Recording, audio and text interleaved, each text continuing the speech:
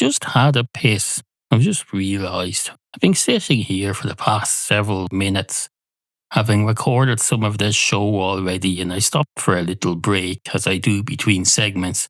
Well, after I started recording again, the first thought that came into my head was maybe I should have had a piss during that break.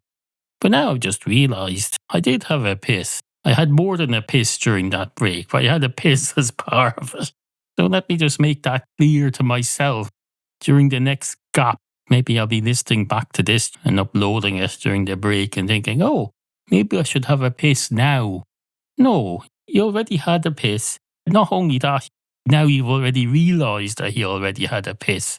So if during the next break between recording segments, you, me of the near future, decide, oh, maybe I should have that piss now, then you're being even more stupid than you were at the beginning of this opening. Because you've already gone, at the beginning of this segment, you've already gone, oh, I already had a piss.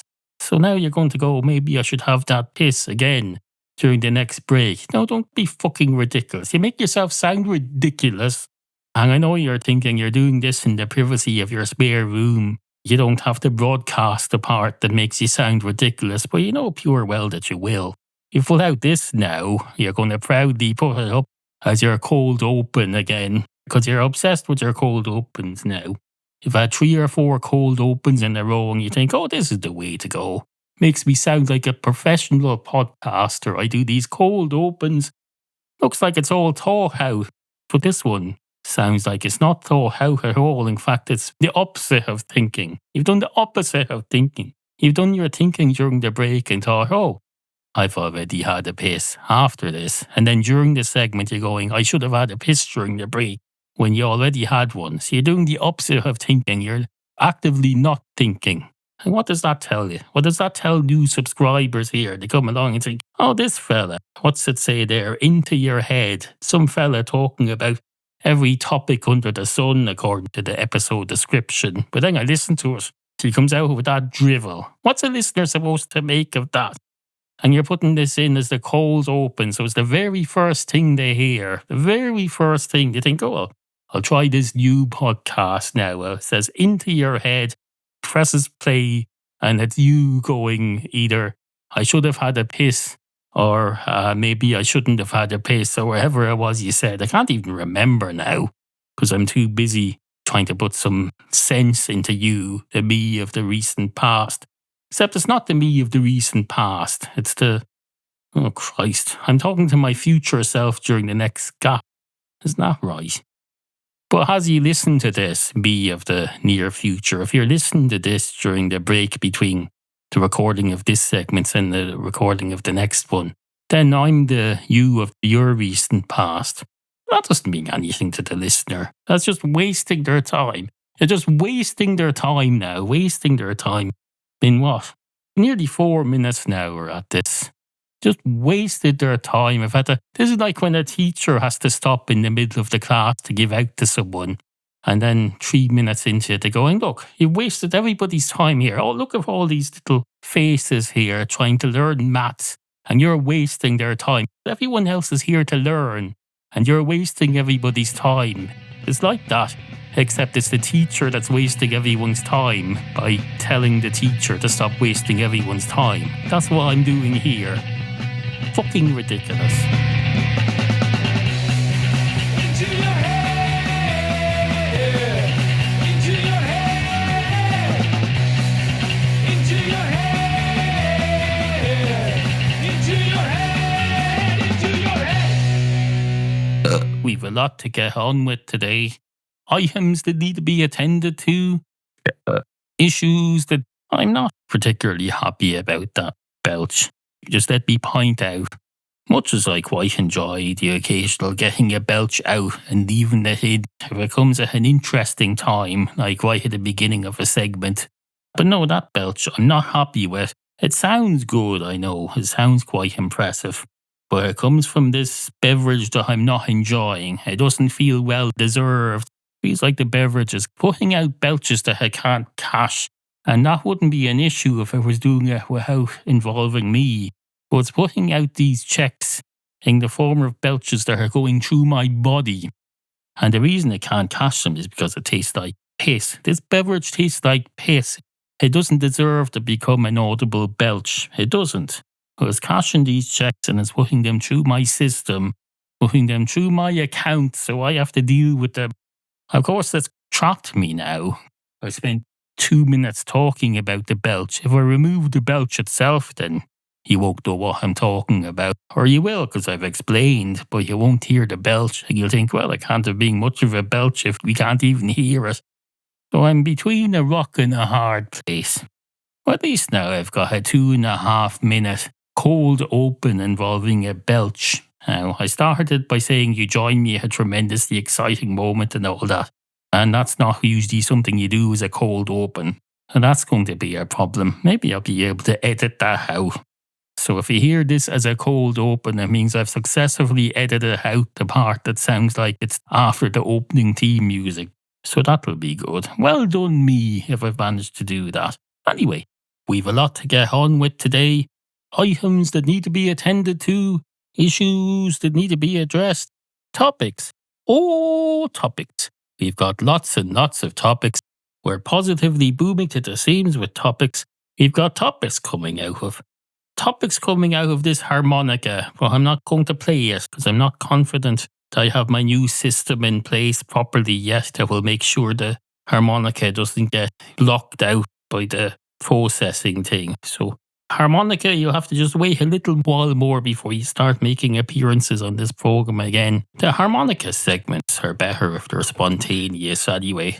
Harmonica playing on this show has always been better if it's spontaneous. If I'm in the middle of a sentence somewhere and I think of a song and go, oh, you know that song? It goes something like this.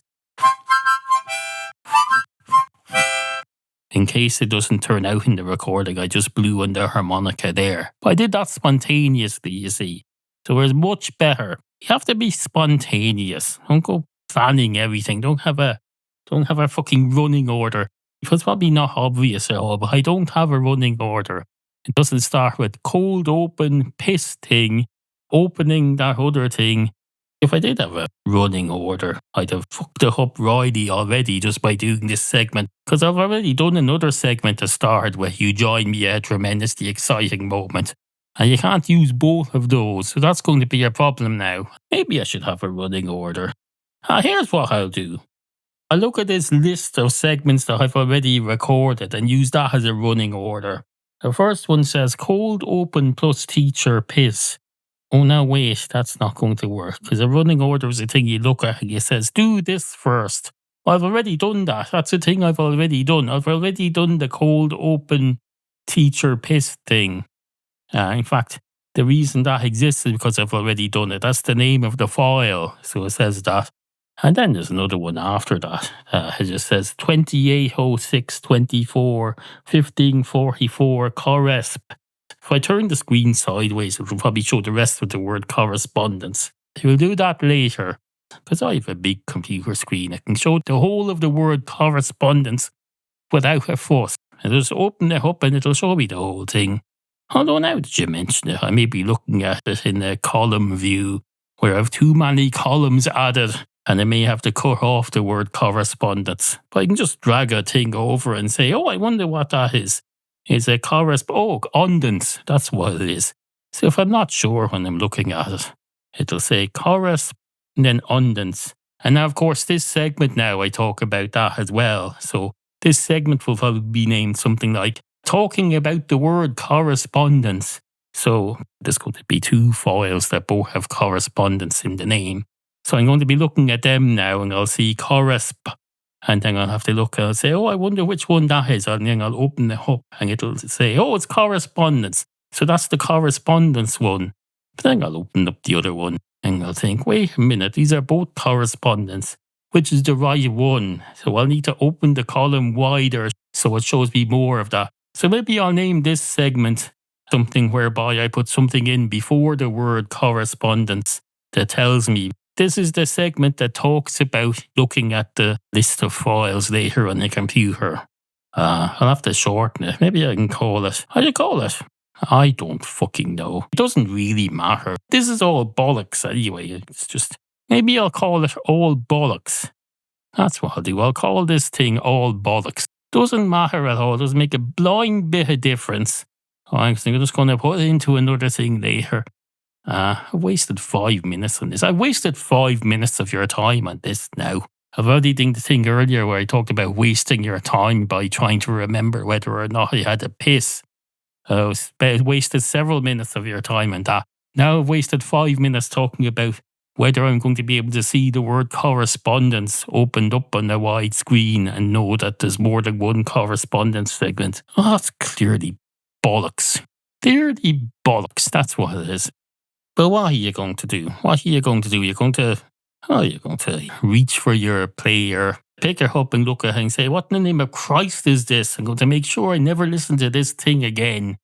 Unsubscribe. That's what you're going to do. If you look at it on a narrow screen, you're just going to see unsub. You won't see unsubscribe. You'll just see unsub. And by the time you get to the unsubscribe screen, you'll get there and you think unsub. If you're anything like me, you'll see the word unsub and you'll forget that you were going to unsubscribe. You'll think, oh, unsub, that sounds familiar. What's that? Unsub. And then you'll remember. It's a term used on procedural television drama Criminal Minds a lot. They talk about the unsub, the term they use for the psychological profile of the suspect that they haven't caught yet, to making up a profile of what to look out for, and they keep calling that the unsub. And that confuses me further because I'm into a podcast that also goes my own sug, onsug.com. This podcast, incidentally, is part of it, but that's not the point. Point is, I'll see unsub and I'll think unsubscribe.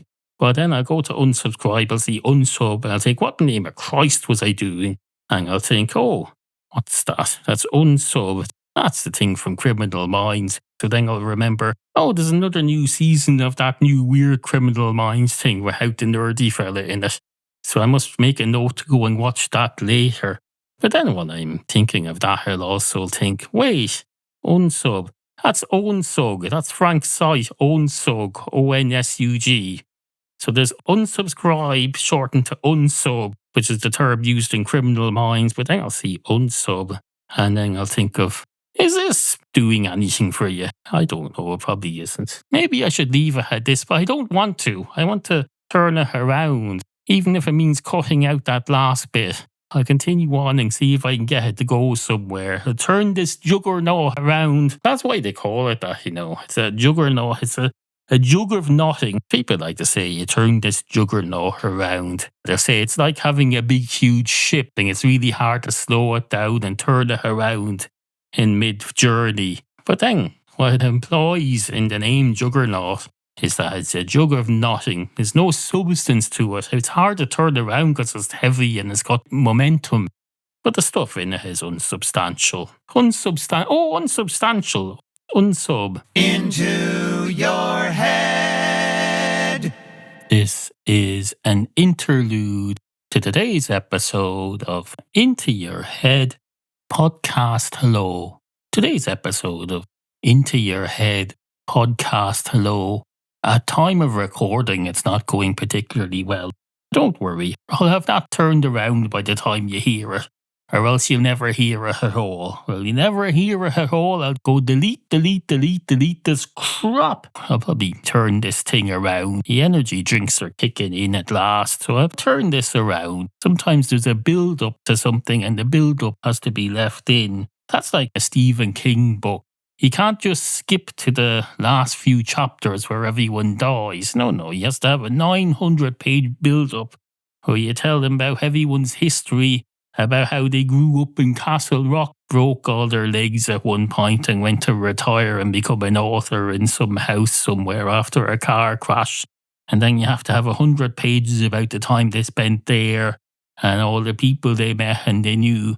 And then eventually about page 900, the fella goes out his door one day and he sees a monster in the air. Just a monster in the air. Now, I know what you're thinking. You're thinking Stephen King is more subtle than that. He doesn't just go, your man went out one day and saw a monster in the air. I agree. Stephen King is more subtle than that. That's why he does the 900-page build-up.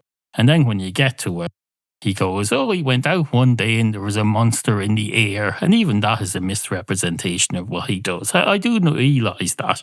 He doesn't just come up the beginning of chapter 18 and go, "Your man went out the door and there was a monster in the air." No, he has a build-up. He usually starts with he woke up and he heard a bit of noise outside somewhere that sounded a bit odd. So he thought, oh, it's probably bin day. Is it bin day? And he said, "Oh Christ, it's bin day. I forgot to put the bins out." And then he gets up. There's a big scramble for the bins. And he thinks, I better get out. Before the bin lorry gets to my part of the road, I better get out. I better get out here with the bins. Cram the rubbish into the bin. Luckily, I have the rubbish ready to put out. I had pretty much everything done and dusted.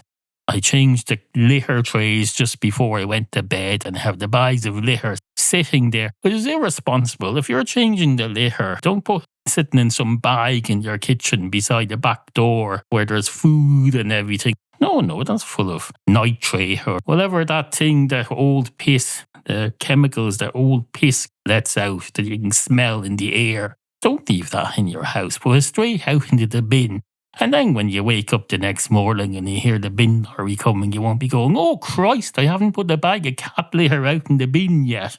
No, but if you haven't done that and you do wake up and you think, "I haven't put the bag of cat litter out in the bin yet," you're right to be terrified. You've exposed your family to needless fumes from this bag of crap that you've put in your kitchen for somebody. That shouldn't go anywhere near the kitchen at any point. It's not even food waste. There's no reason for it to go to the kitchen. It should go straight out to the bin outside.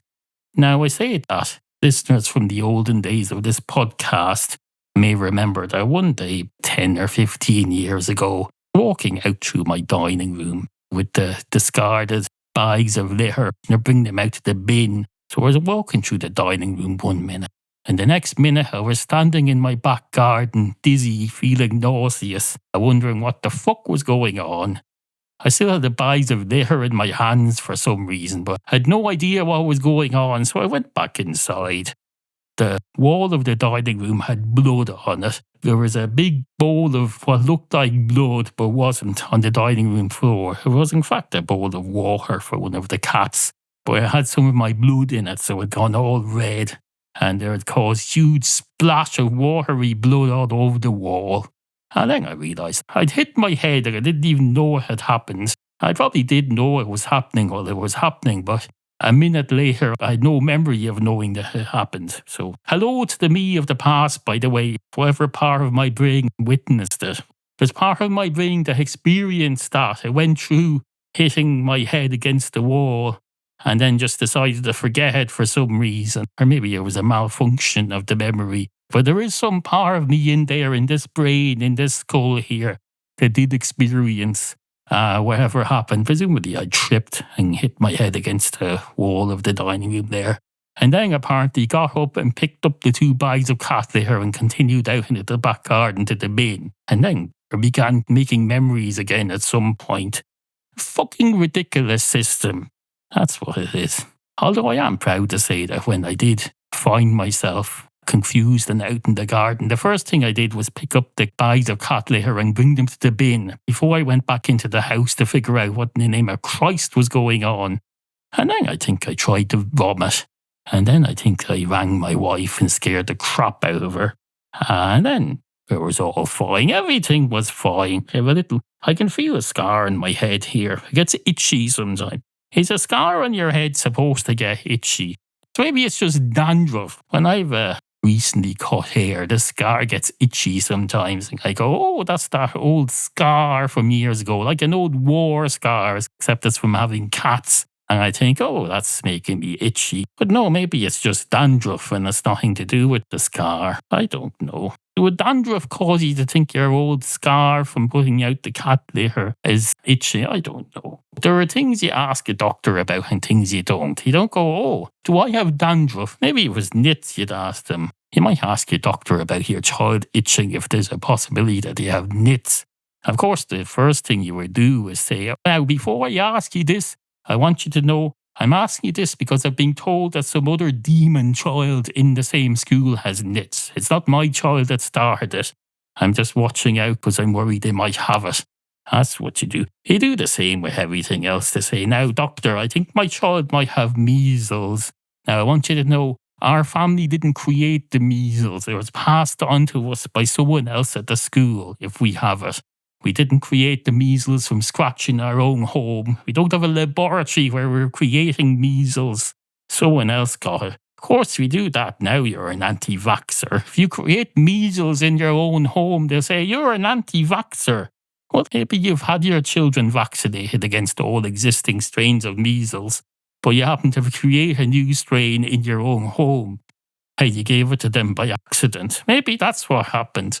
Now, if that's the case, of course, the responsible thing to do is to go to the doctor and tell him, I think you need to pass these details on to whatever bureau creates the vaccines and tell them there's this new strain of measles in my town where I run my doctor's surgery. I think it's coming out of this house where, for some reason, one of my patient's parents creates new strains of measles in their house. But I don't think they're doing it out of any mischief or anything. I think it's just a pastime. It's like making a podcast or having cats. Or some people just like to make new strains of diseases in their house. Of course, you better take cautions. If you were a beekeeper and you made new bees, you'd be expected to take precautions. You'd put a thing around your head with a net on it. That's what people who keep bees do. They put a net around their head because they want to be responsible civic citizens. So they say, I recognize that these bees are dangerous, so I'll put a net over my head and that'll protect my face from them. So the bees will only be able to access every other bit of space in the whole world. They won't be able to get into my face or through my suit. They'll just be able to go anywhere else in the whole planet that has air that they can fly in. That's considered the responsible thing to do, so they do that. It's not their fault that whoever came up with the bee books and the beekeeping laws, presumably the Department of Agriculture or something, hasn't brought in the law whereby they say, oh, if you're keeping bees, the whole point of precautions for things like this is that you protect other members of the public from the consequences of your beekeeping. Putting a suit on over your body, enveloping your body in a suit will only help if the bees are inside the suit. If they're on the outside of the suit, that's just like burying your head in the sand. It's not doing anything except protecting you from your own doings. And if you've that little confidence in the bees that you created, by the way, that you have to put a suit on and separate yourself from them, then why in the name of Christ are you keeping bees at all? Well, I would argue that you're not keeping bees. You're locking the bees outside of your suit and you're letting the bees go everywhere except inside your suit. So you're not keeping bees at all. You're pushing bees away from you. The whole point of beekeeping is that you keep them. So keep bees or don't keep bees, but just admit what you're doing here. You're a beekeeper. Keep bees. Don't push them away. That's not beekeeping. That's bee pushing away, which may well be a legitimate pastime in itself, but you have to be honest about it. I think I'd be quite interested in a pastime that involved pushing bees away from me. It's not that I get particularly close to bees in my day-to-day life, but if I have a pastime that involves getting the bees even further away from me, I suppose it's a bit like those people whose pastime is to build cellars under their back garden where they'll go if there's a catastrophe and if there's Armageddon. And that's a bit like the bees, because you're pushing the bad things away from you more. You could have a pastime if that's the opposite of beekeeping. It's bee pushing away or pushing yourself away from the bees. And that might be a legitimate pastime. But if you're saying you're a beekeeper and you're just, you're keeping the bees away from you and your body, that's not legitimate. That's bollocks. You're being dishonest with both yourself and everyone else. Although maybe you're not, because if you're being dishonest with both yourself and everyone else, maybe you're not doing what I think you're doing.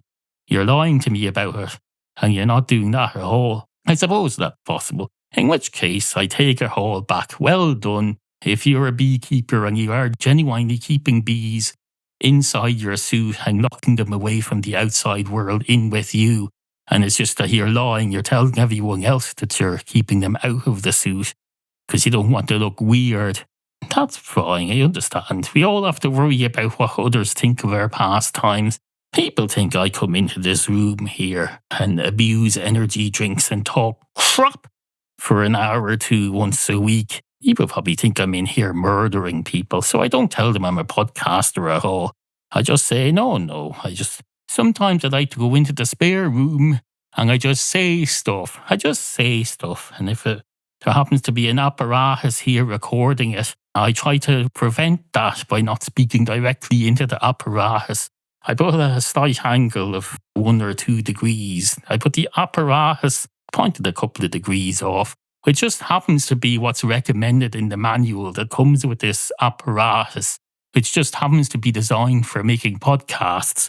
But no, I'm not doing it intentionally. Now, that would be a lie too, though. And that would be what the beekeeper is doing.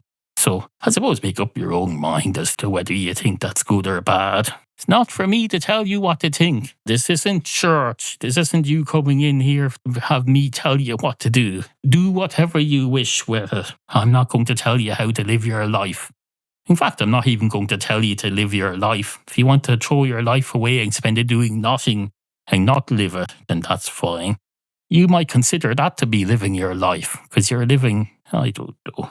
Are you living your life? You probably are, in which case, good for you. I hope you're enjoying it. That's all I hope. I hope you're enjoying your life, wherever it is. I hope it makes you feel alive if that's what you want, or if it makes you feel not alive if that's what you want. There's people who are into meditating, and a big part of their thing is setting aside time in the day to not feel alive. If that makes them feel alive somehow, or it makes them feel not alive, it makes them feel better about being alive.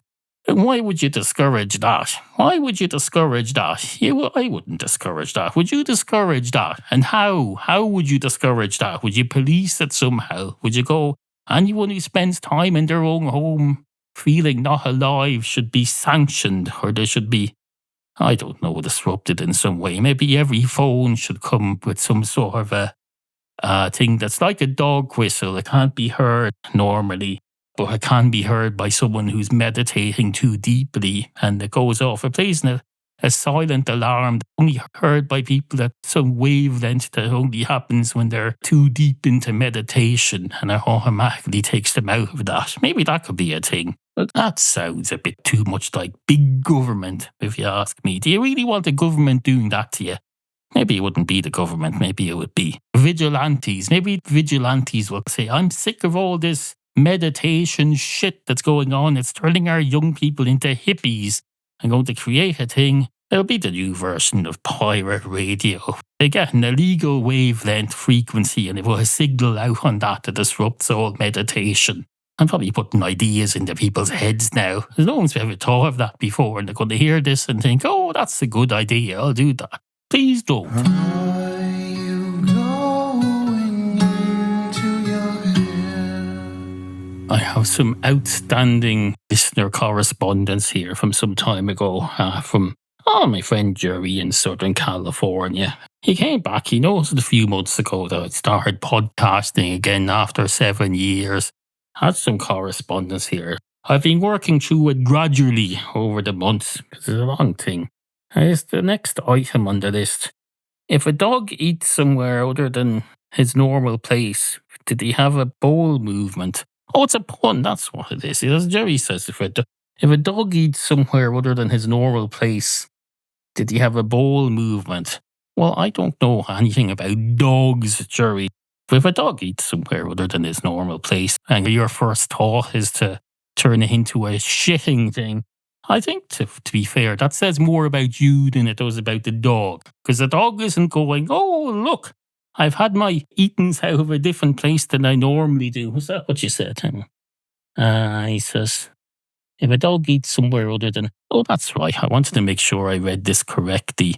If a dog eats somewhere other than his usual place, did he have a bowel move? Oh, wait a minute, though. I'm being unfair to Jerry here. Because what Jerry's done here is, did he have a bowel movement? He hasn't said, did he have a bowel movement? So Jerry's moving the concept away from bowels and toward bowls. Well, let's pretend that he said the other thing. Did he have a bowel movement? Let's pretend he asked, if you move the dog's bowl to somewhere else, did he have a bowel movement? I would respond to that by saying, this says more about you than about the dog, that you have to turn it into a bowel thing. You're making it about his toileting, when in fact it's just a change in how he eats.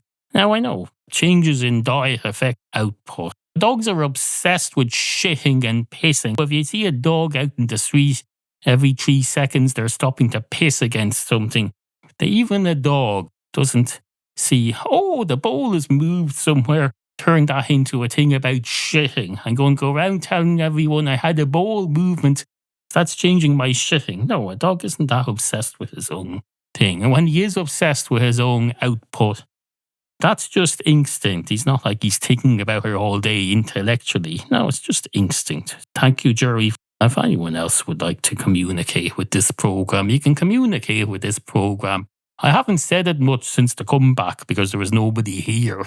But there's people here now. There's at least 100 people downloading this crap every week now. So I know you're there. So you should feel free to communicate with this program using the method outlined in the following pre-recorded announcements. Have a comment, question, or topic request? Email Neil anytime. studio@IntoYourHead.ie. Remember, we value the opinions of you, the humble and ignorant listener.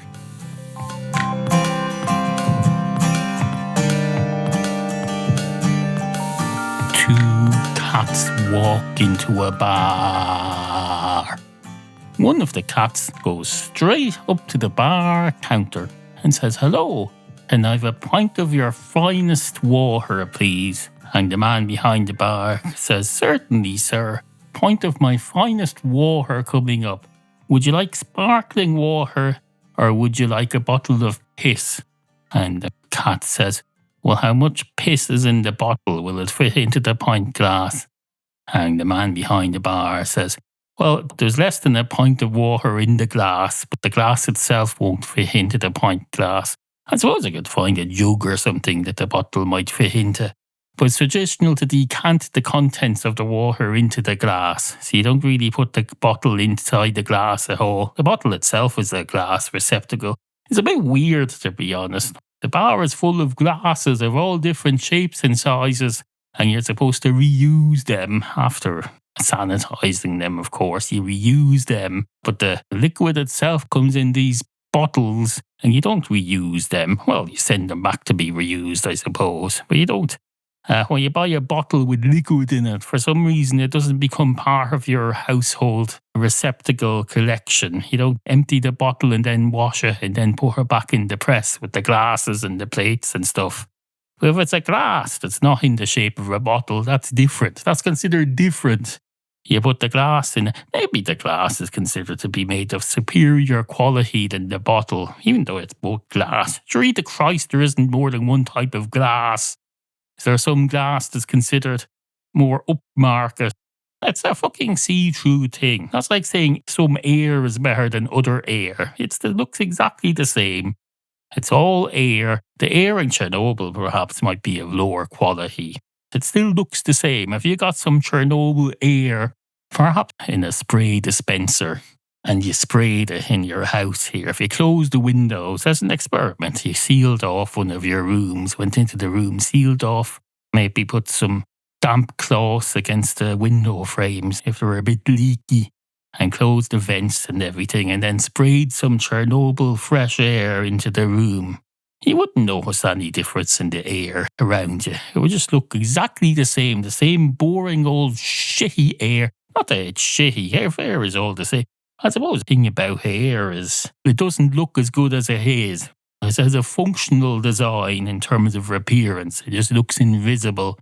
Although that's not a functional design, is it? Air is so important, it should look like something. Maybe we should colour it. If there's a gas leak, the gas company puts a smell, an odour into the gas intentionally so you can smell it when there's a leak. If you have air, though, they don't put a special... Well, they can't do that because it's a public thing. No more than you couldn't put a flavouring into the public water that's in the stream. So you couldn't put it into the public air either. You could put it into the reservoir that supplies your home. They could do that, but they couldn't just put it into a stream. Well, they could, but it would serve no purpose because people don't generally drink out of streams.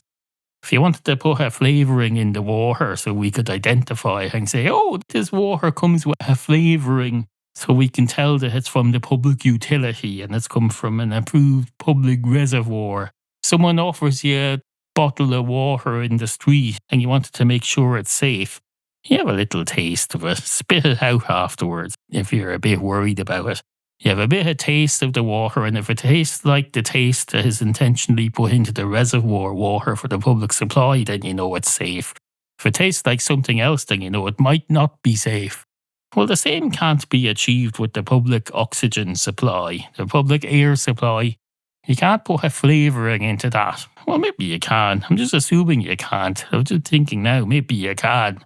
Have I any reason to think you can't? Now that I think of it, no, I don't. I don't have any reason to think that they couldn't put a flavouring or an odour into the public air supply. I suppose the problem is if you had Chernobyl here and you were going in and out of Chernobyl and you wanted to be able to tell from the smell of the air whether it's safe or not, how would you do that exactly? Because it all gets mixed up. If they spray an odour into the safe air, that's just going to get mixed up with the Chernobyl air. It'll all smell the same. But if they're able to put a colouring into the air supply, a vague tint of green or something in the air, perhaps that would help. There was some leakage from Chernobyl, or also some ordinary public air supply. You'd see a little cloud interspersed with the air, and you know the little green cloud, that's the safe air. Get over there quick, put your face into that green cloud and breathe that like it's an oxygen mask that's being dropped down in front of you on the plane. That's what you do. You have a green water. You make all the normal public air supply green. A very mild tint of green in it, so you don't notice it normally on a day-to-day basis. You only notice it when there's contrast, when some air leaks into the country that's not fresh, that's not the public approved supply of air. There's contrast, you notice a little green tint. More important, you notice the air that's not green. It's better than being told to stay indoors, isn't it? If there was a nuclear incident here, the first thing they tell you is, stay indoors for 6 weeks or something and take your iodine tablets. The Irish government sent out iodine tablets to every house in the country about 20 or 25 years ago. I remember it well. My mother put it away somewhere. I've no idea where now. Could be anywhere. I live in that house now. I've no idea whether there's iodine tablets here or not. Maybe they've expired anyway. Do they expire? I don't know. Certainly the idea was that you expire if you don't use them. I think it was in case the nuclear power plant on the near side of England blew up or something. I don't know. And the cat says, which of us was saying all that? I can't remember. And the barman says, I don't know. I'd forgotten we were even doing a 2 cats walk into a bar story. Oh yes, we were talking about glasses and glass bottles and stuff. How do we get onto the air thing? I've no idea. I've absolutely no idea. And the cat says, what did you do about the air supply in here as a matter of interest? Because it's a public house and I presume they expect the quality of air in here. The barman says, well, so like you say, it's all contrast. Anyone who came in here 30 years ago would have gone home reeking of smoke. And that's being removed now. There's no smoking in here now. So they come in here and they think, oh Christ, the air in here is delicious. It's smoke-free. Look, have a sniff of that. As people come into pubs nowadays just to enjoy the fresh air, they think, oh, this is great. It's people that were never really into drinking at all. It's just that they remember going into pubs many years ago and being unable to breathe the air.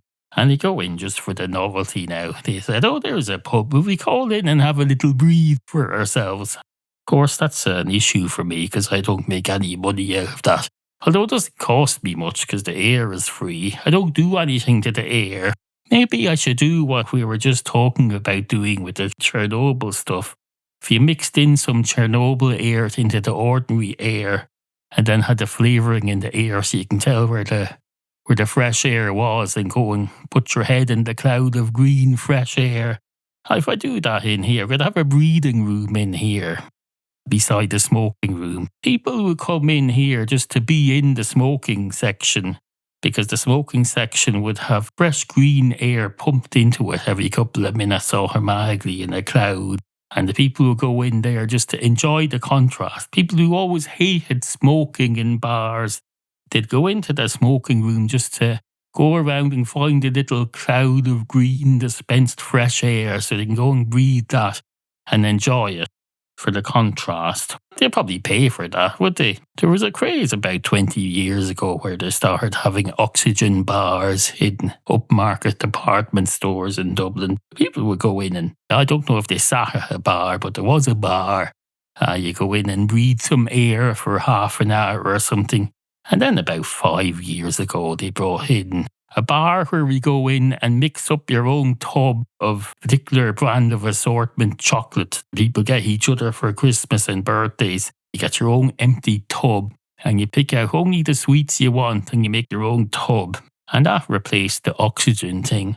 Of course, now we're at a stage where everyone's going, oh, the tubs of sweets are getting smaller and smaller every year and the inflation is making them more and more expensive. They just keep getting smaller and smaller and smaller. They don't do that with oxygen. They don't reduce the amount of oxygen. If you go and buy a tank of oxygen nowadays, either for medical use or for going up Mount Everest or something, it's the exact same amount of oxygen in that bottle as there was 20 years ago. At least I presume there is. Surely they wouldn't do that. Putting less in each bottle so that you had to buy more and carry more up the hill. That would be like shooting myself in my own foot. Or someone else shooting me in my own foot, except I'd be instructing them to shoot myself. That's the thing about shooting yourself in the foot, young cat. People like to say that. They say shooting yourself in the foot as an analogy for something. Because if someone else shot you in the foot, it would still have the same effect. Maybe they're forcibly shooting you in the foot. That would have. You could have a situation whereby you ask someone else to shoot you in the foot and they're even less wise than you, so they agree to do it. And in that case, being shot in the foot by someone else would be just as bad as shooting yourself in the foot yourself. And that's why the phrase shooting yourself in the foot is meaningless. It's absolutely meaningless. Once upon a time, there was a dog. A dog. A dog. I'm not liking how that's coming out today. It's not sounding as impressive as usual, so I think I'll cut out that. It's okay, you can't win them all, but the once upon a time there was a dog isn't working for me today. It just isn't doing it for me. So let's just do a normal. Once upon a time there was a dog. A dog. That's the way normal people say it. They say, once upon a time there was a dog. Or maybe if they're dog lovers, they might say, oh, once upon a time there was a lovely little doggy. A lovely little doggy dog. Well, I'm a cat person. We have cats. So I say, once upon a time there was a dog. And I know what you're thinking there. You're thinking, normally I say, once upon a time there was a dog. A dog. Basically a dog. Oh, that was better, that attempt. So I'm happy with that. But no, you're thinking that normally I go, once upon a time there was a dog. A dog. A dog. Basically a dog. And you're thinking that when I say that, it comes across that I have a problem with dogs and I don't like them and that I'm cynical about them. Well, I can see why you might think that. I'm not a dog animal, a dog lover or a dog owner, but I have nothing against them per se. So don't assume just because I like cats or because just about every podcast for the last few months I've had a segment that started with once upon a time there was a dog. A dog. A dog. Basically a dog. Don't assume that because I do that I hate dogs. No, I don't hate dogs. I have nothing against dogs whatsoever. They're perfectly adequate. They're perfectly adequate companions for people who need that sort of thing, who need to be worshipped by their pet. I just prefer cats. We have cats here. We got 2 new cats recently. We got 2 mini Bowsies. Bowsy was a cat who's died recently, and we got 2 new Bowsies as a replacement because we just happened to like Bowsy, so we thought we get 2 of them this time. So we got 2 Bowsies. They both take up less space collectively than the original Bowsy. They're small, but they're growing. We're feeding them, so they're growing. They're expanding, and they'll continue to expand for some time at a rather alarming rate. But they are expanding. That's what they're supposed to do. It's like when you buy a plant, you don't buy a fully grown tree. No, you buy a sapling. Or if it's If you buy it from a proper plant lover, you adopt the something. They don't charge you for it. People who sell baby plants are scum. You wouldn't do that to an animal. You wouldn't go around selling kittens for profit. You would not. Don't do it to plants. Don't go around. What was I saying? Don't go around. Oh, don't go around doing something to plants. I forget. Selling them. Selling plant babies like they're some sort of commodity. Don't do that. Plant pets are no more a profit center than animal pets. Don't do that. It's disgusting. Absolutely disgusting. Unless I suppose it's one of those plants that you eat. I think it's different. If the plant is going to end up on the dinner table, that's a different thing. Same as it is with meat. You're allowed to charge for dead meat. That's perfectly reasonable because you're selling it as food. And the people who buy it are perfectly happy to pay for it. So it's not like you're scamming them. As long as you're not telling people, would you like to buy this cow? But then not telling them it's dead. And you put it on the packet. It's a cow. That's why they put things like beef and pork and stuff on the packets in the supermarket. People always complain. They say, why don't you write dead cow or dead horse on the packaging? Because they want you to know that they're not trying to trick you. They're being honest for once, these producers. There's nothing to be feared from honest labelling. There isn't. If people label it beef or they label it meat, then they're being honest. They're saying this is dead and it's intended for the table. Now, if it was a dead cow that they're selling, they don't want to claim that it's a live cow, but they also don't want to claim that it's for food, they might say, not for human consumption. I suppose so. But then that'll cause confusion then, because the people who deal with dead human bodies, if they put something on that saying not for human consumption, would that mean it's not for cannibals? I don't know. That's a stupid argument of mine. Ignore that last 30 seconds or so about the human meat thing. That was clearly nonsense. Absolute drivel with no redeeming features. At least normally when I talk drivel, it's got some value to it. It's got some comedic value. But no, there was nothing in there. I'll probably end up cutting it.